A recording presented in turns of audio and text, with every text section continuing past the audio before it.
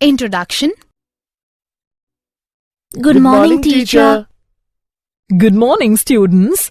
Today we are going to start our new chapter, Breathing and Exchange of Gases. Can anybody tell me how do we breathe? Ma'am, breathing is a process in which air is inhaled due to muscle contraction and then exhaled due to muscle relaxation. Very good, Rahul. And what are the respiratory organs in humans? Ma'am, humans have lungs which help them to exchange gases with environment. Very good, Rekha.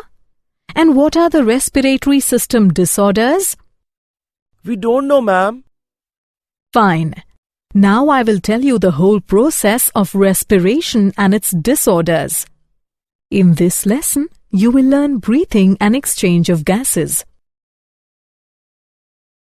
Objectives.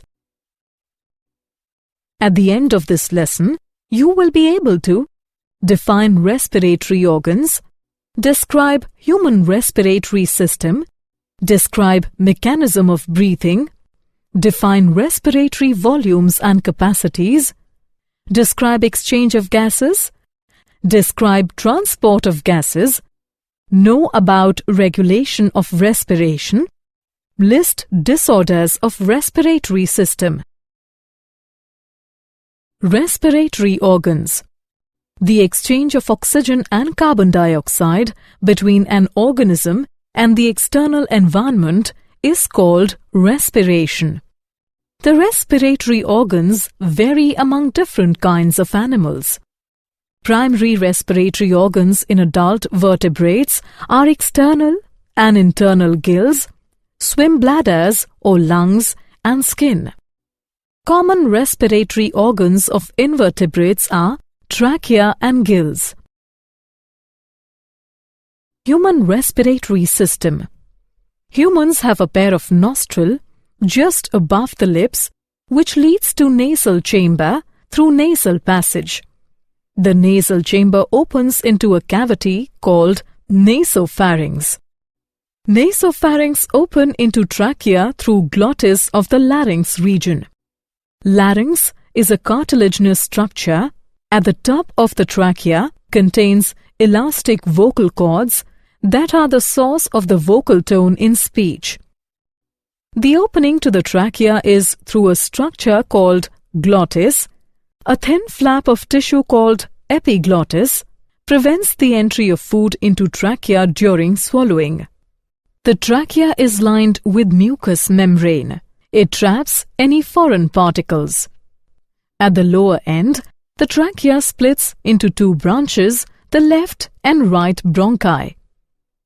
Each bronchi is then split to form secondary and tertiary bronchi and bronchioles. Each bronchiole ends in tiny spongy sacs called alveoli. The lungs are both encased in a double membrane called the pleura. The pleura protect and cushion the lungs. The path from nostril to the bronchioles constitutes the conducting part which transports the air to the alveoli, and alveoli and its ducts form the exchange part of the respiratory system. On the lower side of the lungs, diaphragm is present. Diaphragm is a sheet of strong muscles lies at the bottom of the pleural cavity. The diaphragm is absolutely necessary to the respiratory system. Mechanism of breathing. Breathing involves two stages, inspiration and expiration. During inspiration, air moves into the lungs due to expansion of the thoracic cavity. Thoracic cavity expands due to the contraction of the diaphragm at the bottom of the rib cage and the contraction of the external intercostal muscles, causing the ribs to move upwards and outwards. The expansion of the thoracic cavity also increases thoracic volume and decreases thoracic pressure, so that the net flow of air is down its pressure gradient and into the lungs. During expiration, relaxation of the diaphragm and intercostal muscles occurs, due to which the pressure of the air inside the lungs becomes greater than the pressure of the air outside the body and air rushes out. Respiratory volumes and capacities. Tidal volume, TV. During normal breathing, the volume of gas inhaled or exhaled in each respiratory cycle is called the tidal volume. Inspiratory reserve volume, IRV. It is the volume of the additional gas that can be inhaled through forcible inspiration following a normal inspiration. Expiratory reserve volume, ERV. It is the volume of the additional gas that can be exhaled through forcible expiration. Residual volume, RV. It is defined as the volume of a gas remains in the lungs after a maximal expiration. Respiratory volumes and capacities. Inspiratory capacity, IC. It is defined as the sum of the tidal volume and inspiratory reserve volume. Expiratory capacity, EC. It is defined as the sum of the tidal volume and expiratory reserve volume.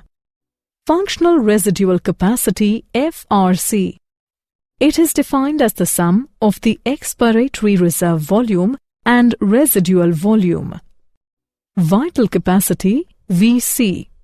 The volume of gas that can be forced out from the lungs at the end of maximum inhalation. Total lung capacity.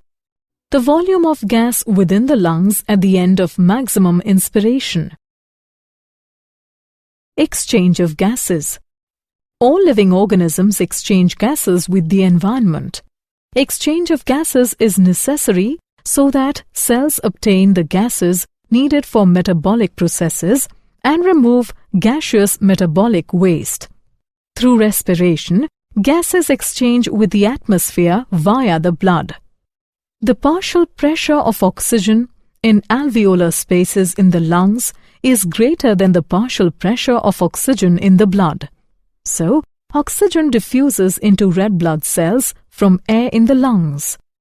Also, the partial pressure of carbon dioxide in the blood is greater than the partial pressure of carbon dioxide in the air in the lungs, so carbon dioxide diffuses out from red blood cells into air in the lungs. Oxygen-rich blood reaches to the heart via pulmonary veins and then it is pumped to the body through systemic arteries. The partial pressure of oxygen in the body tissues is lower than the partial pressure of oxygen in the blood. So, oxygen diffuses out from red blood cells at the body tissues. Partial pressure of carbon dioxide in the blood is lower than the partial pressure of carbon dioxide in the body tissues, so CO2 diffuses into red blood cells. Oxygen-poor blood reaches the heart through systemic veins and then it is pumped to the lungs through pulmonary arteries, where gas exchange again provides the blood with oxygen and removes carbon dioxide. Transport of gases. The exchange of oxygen and carbon dioxide takes place in between the lungs and blood. The greater part of oxygen diffuses into the blood and at the same time carbon dioxide diffuses out. Transport of oxygen. About 97% of oxygen is carried by red blood cells. In RBC, oxygen combines with hemoglobin to form oxyhemoglobin. Hemoglobin is a conjugated protein containing 4 heme groups and globin.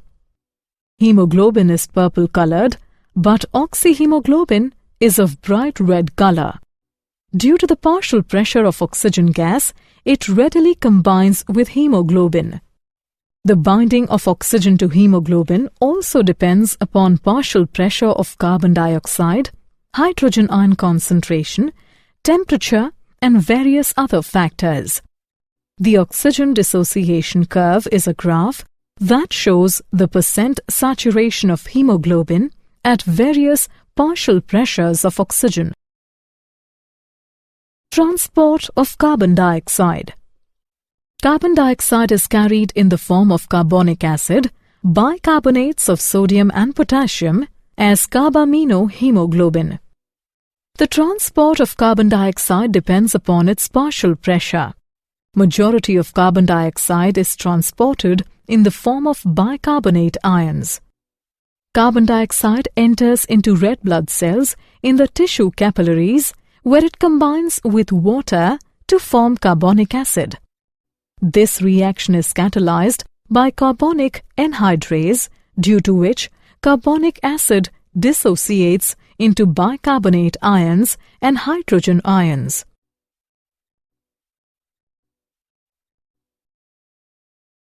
Regulation of respiration. Respiration is regulated by neural mechanism. Neural mechanism involves respiratory centers, afferent and efferent nerves. Respiratory centers in the medulla oblongata and pons collect sensory information about the levels of oxygen and carbon dioxide in the blood and determines the signals to be sent to the respiratory muscles. Disorders of respiratory system. Asthma is a chronic disease caused by allergies that constrict the bronchioles by including spasms in the muscle surrounding the lungs. Emphysema refers to the destruction of lung tissue with accompanying inflation of lungs due to trapped air. Occupational respiratory disorders. A disease of the lungs that is caused by inhaling coal dust. Did you know? People who have large lung capacity can send oxygen to their body faster. Most vertebrate animals have 2 lungs. According to British Lung Foundation, in a day, the lung breathes in about 8,000 to 9,000 liters of air. Summary. Let's summarize what we have learned. The exchange of oxygen and carbon dioxide between an organism and the external environment is called respiration. Breathing involves 2 stages that are inspiration and expiration. The volume of gas inhaled or exhaled in each respiratory cycle is called the tidal volume. Exchange of gases depends upon partial pressure of oxygen and carbon dioxide. The exchange of oxygen and carbon dioxide takes place in between the lungs and blood. About 97% of oxygen is carried by red blood cells. Majority of carbon dioxide is transported in the form of bicarbonate ions. Respiratory system disorders are asthma, emphysema, occupational respiratory disorders.